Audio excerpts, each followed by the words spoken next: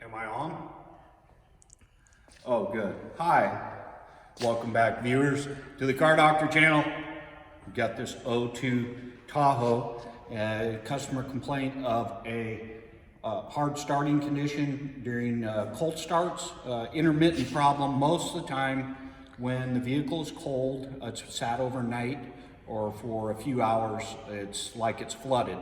And if you give it a little bit of gas, vehicle starts up.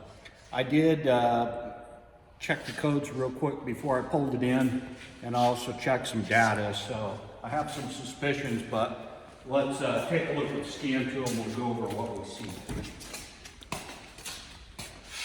This is a flex fuel vehicle, and also customer complaint was a check engine light illuminated. And so for codes, we'll need to turn the key on. Here's a list of codes that we got. We got a P0141 and a P0151 O2 sensors, both bank 1 and 2, downstream O2 sensor heater circuit problem.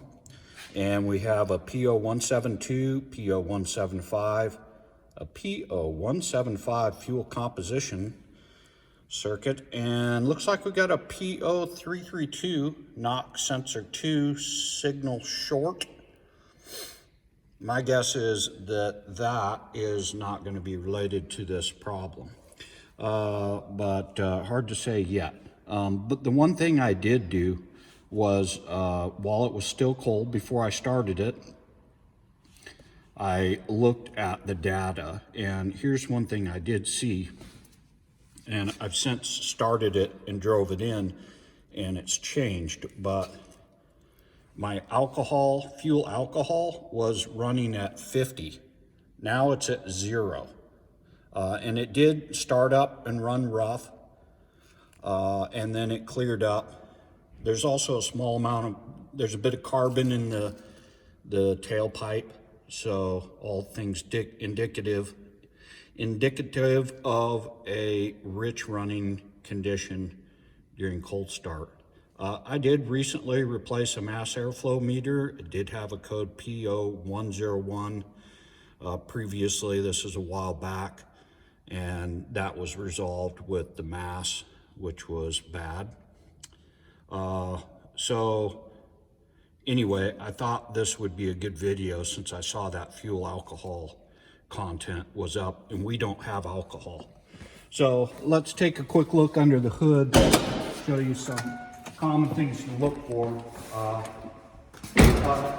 I also did look at the fuel trims, and we have high positive long-term fuel trims after running it for a bit.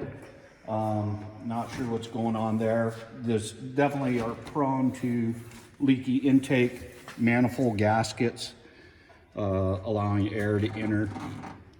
But one thing you definitely want to check when you've got those P0175 and whatnot is pull your vacuum hose off of the fuel pressure regulator and just check and make sure you don't have fuel running out of the pressure regulator. That's a real quick, cheap fix to just pop on a regulator here. If that is the case, in this case, it's not. There's no fuel leaking out of there. And then, yeah, if you can smoke test the intake or wisp a little brake clean or carb clean around and check for an idle change. I even have used water before and just put water down in the intake manifold areas. I would not be surprised if we have some leakage here in the intake, but I don't think that's what's going on. And next thing we want to do is raise it up, and there's a couple checks we can do on the alcohol content sensor or fuel composition sensor. So we'll raise it up and take a look at that.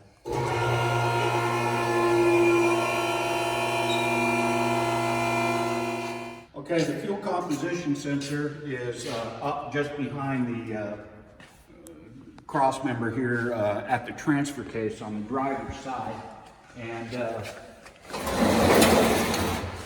the thing of it is when you have those O2 sensor, those downstream O2 sensor heater circuit codes along with a fuel composition sensor code, you start thinking power circuit, which is shared back at the O2s and the fuel comp sensor back here. And what we have is a common issue with the drive shaft rubbing through the harness. Here's the fuel composition sensor, and here's where the harness comes out. And as you can see in this case, we have an unsupported wiring harness that's actually appears to be rubbing on the front drive shaft right there at the U-joint. I think we may have found the problem. Erico, what do you think? There's your problem. So take a closer look. See if we have any insulation showing, any copper wire.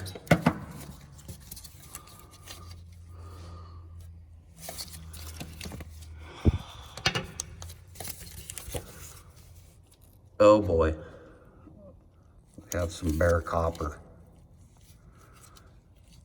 That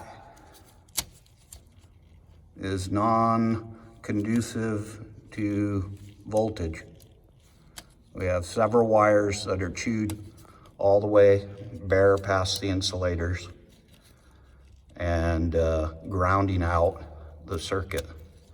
1, 2, 3, 4 wires on that harness.